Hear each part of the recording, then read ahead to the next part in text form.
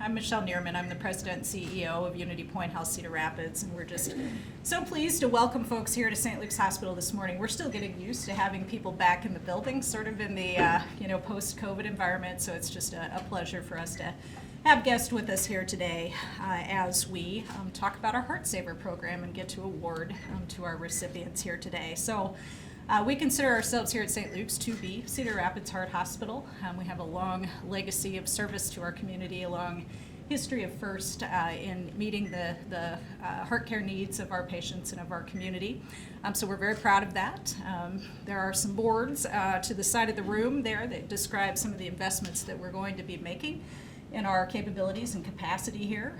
We have such a wonderful team of cardiologists, vascular surgeons, heart surgeons, interventional radiologists, nurses, technologists, so many incredibly well-trained and compassionate people. They just need a little bit more space to work in. So we are really looking forward to expanding and reconfiguring our spaces to take care of the growing need which exists within heart care as our community ages in particular, and importantly because there are so many more things that can be done.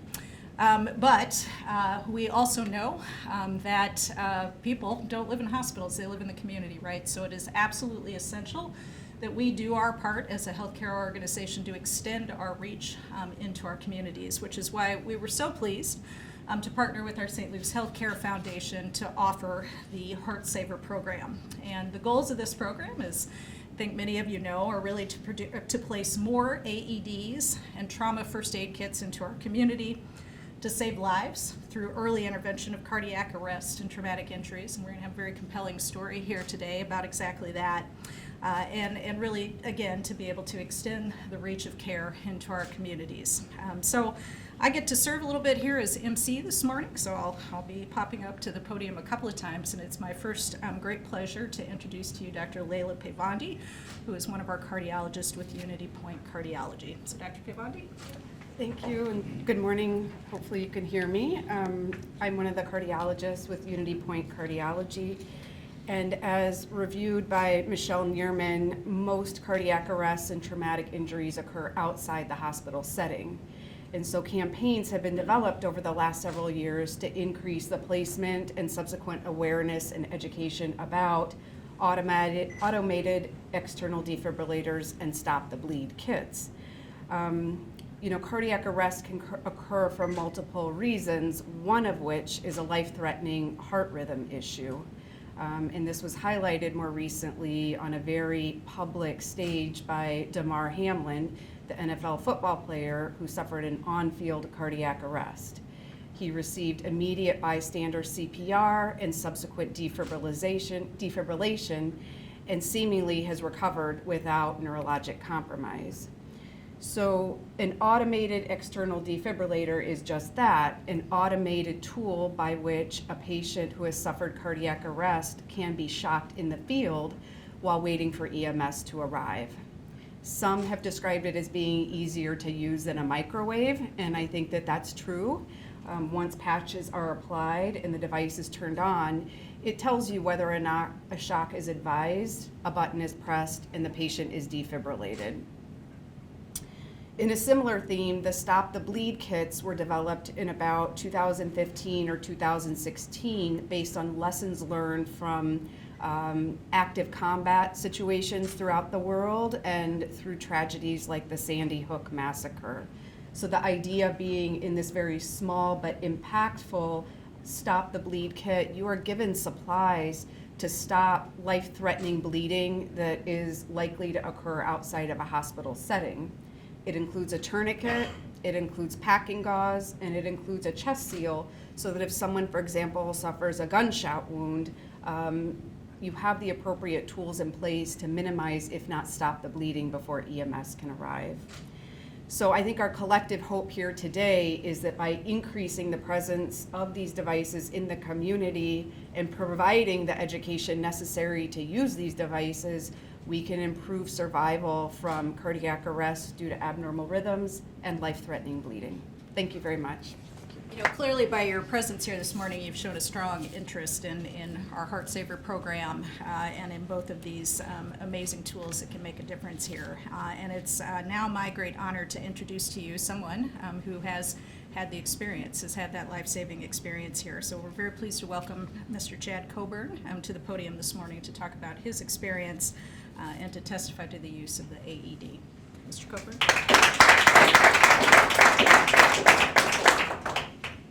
Thank you. Yeah, my name is Chad Coburn. I actually live about 53 miles from Cedar Rapids on an acreage just outside the small town of Victor, Iowa. I'm going to take you back to October 14th of 2020, which was a Wednesday. That early evening, I'd been outside doing some work in our yard, came inside once my spouse, Crystal, and my 13-year-old son, Cale, got home from cross-country practice and was looking to prepare some dinner. And I started to get some pain in both of my elbows at the same time. I'm a rheumatoid arthritis sufferer, have been since I was 8 years old, but the pain felt a little different, and I hadn't had a flare-up in my elbows for years. So it was kind of strange. And it progressed for about 10 or 12 minutes, and I mentioned to Crystal, maybe we need to go to the hospital in Marengo. So as we were getting ready, I bent over and put my shoes on, tied them, stood up. The pain was gone. Strange. And so I called and talked to my youngest sister, Jessie, who's a nurse, explained that to her. And she said, well, if it happens again, you may want to think about going to the hospital. Okay.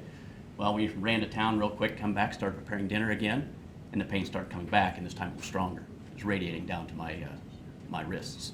So we made the choice. We needed to get to the hospital, and I went into our kitchen. I leaned against the counter and then fell over backwards in our kitchen. Crystal and Cale got to witness that. Crystal told Cale, get on your cell phone, call Aunt Jessie, put her on speakerphone. Crystal made the initial call to 911 and said, my husband collapsed on the floor, I don't know what's going on. I'm gonna start CPR, and then handed it to Cale.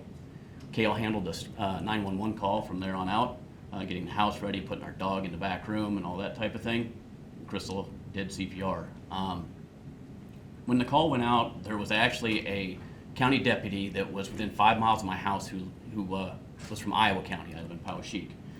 It just so happened that that gentleman took a second shift that he wasn't supposed to take that day and did his paperwork out in the field near this off-ramp on Interstate instead of doing it in the office like he typically does.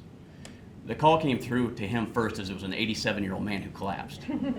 And so he looked at the address, he wasn't too concerned.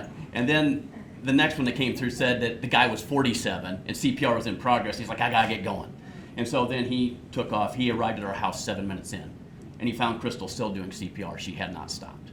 And so he came in, took one look at me, ran out, got his AED, came in, zipped my clothes off, got the pads on, started that thing up, and it gave me my first shock, and then it told them to continue with CPR, which Crystal did. At about a minute after that, another gentleman from Poweshiek County, who was a county deputy, came in and took over CPR, and at the 11-minute mark, I started to breathe again. Found out later in talking with Officer T from Iowa County, he said, when I walked into your home and looked at you on the floor, he said, you were dead, dude. He said, your face was all purple. He said, your stomach was distended. He said, your body had totally let go, but I got a job to do. And so he ran out and got his AED and did what he had to do. But as soon as I started to breathe, then that's when the first responders from Victor showed up. 8 minutes after that, the ambulance from Brooklyn showed up, followed by the ambulance from Marengo. They got me to the ambulance, got me to Marengo, and that's where lifeguard and Bev came into my life. And I had a quick ride to Cedar Rapids. And again, it was this instance where the call came in earlier than normal. They didn't wait till I got to the hospital. Bev had to fight, and her pilot had to fight a 40-mile-an-hour headwind to get to Marengo. But that turned around and pushed him and gave me an 8-minute ride back here. And so I got here, got wheeled into the cath lab, and Dr. Halawa did his thing. Come to find out, I had a blood clot in my artery that came out the left side of my heart. He vacated that, and the next thing I knew, I'm waking up the next day staring at Dr. Halawa, who's telling me I had a heart attack. Like, you had a heart attack, okay? He's like, and those of you that know him know how he is, And I'm like, and I'm looking around, and I have these things like connected to me, like, oh, okay, yeah, I must have, But then he left, and then the next person I got to see was Bev. And that was when I met her formally and had a conversation with her. And she told me how lucky I was because the call came in at the time that it did, and they had that tailwind to push them back. But at the time, she didn't know everything that transpired before. So in a nutshell, that's my story.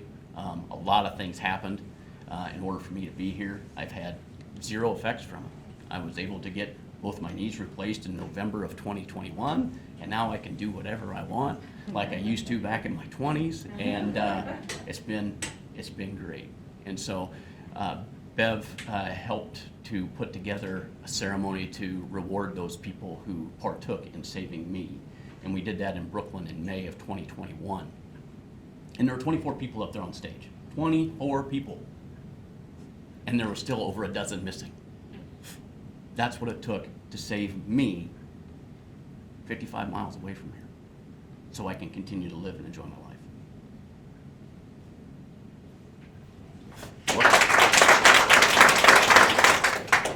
Well, that was amazing. This is why we all do what we do, and what an amazing turn of events with your family, wife, your son.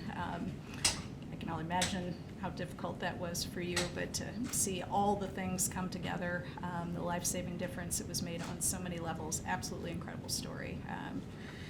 Absolutely incredible. So makes me very, very proud of our team.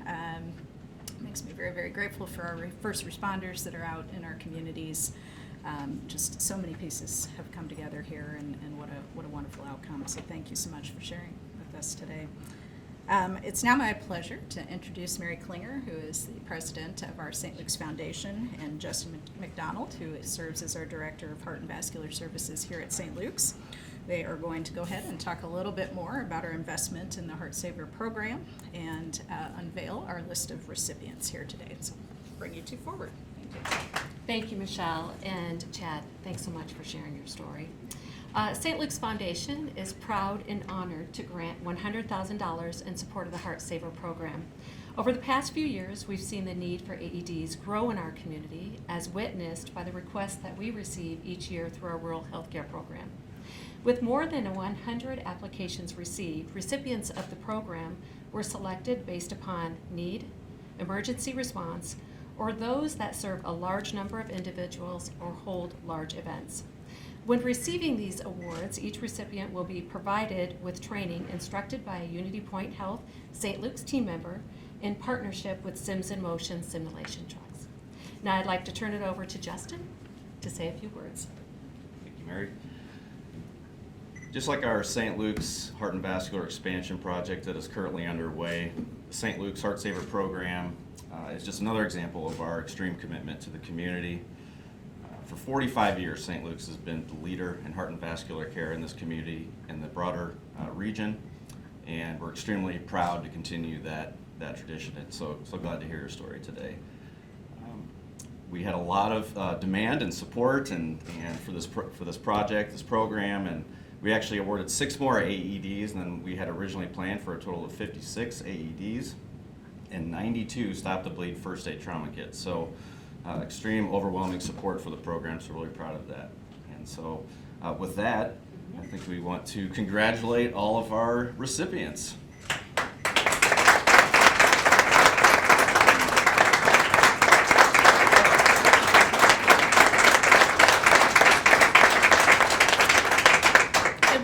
Fortunate that a few of our recipients are joining us today, and I'd like to have you come and join us as I call your name to the podium.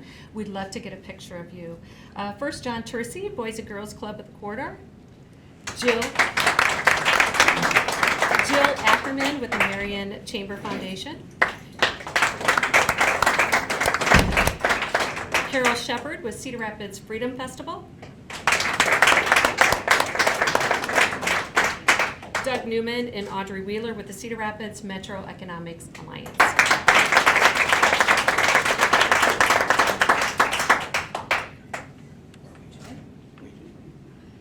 Well, thank you. I'm so glad we could have some of our recipients with us today. That is a big, long list, and there are a lot of places where a lot of people are present for living their lives and worshiping or joining together with others. So I feel confident that more lives will be saved as a result of this program. We thank you very much for joining us here today. We would like to invite you. We have quite a display of items here, including our AEDs, Stop the Bleed kits, and the opportunity to even do some hands-on CPR if you would like to do so. We invest in team members here that expressly have as part of their roles this kind of training. And that was actually a topic of our foundation board. It's wonderful to award this equipment, these tools to our community, but we have to make sure that organizations have what they need to be able to make good use of them. We don't want them on the wall not being used because people are uncomfortable with that use. So Barb Hanneman is an AED and CPR instructor for us, longtime team member, as is Eric Albaugh, who is our trauma abstractor and focuses on injury prevention as well. So they would be more than happy to spend some time with you hands-on here today. So again, thank you so much for coming. Thank you, Chad, for sharing your story with us today. It was incredible, very compelling, exactly the reason that we all do what we do. So thank you everyone for being here today. Have a great morning and a great week ahead.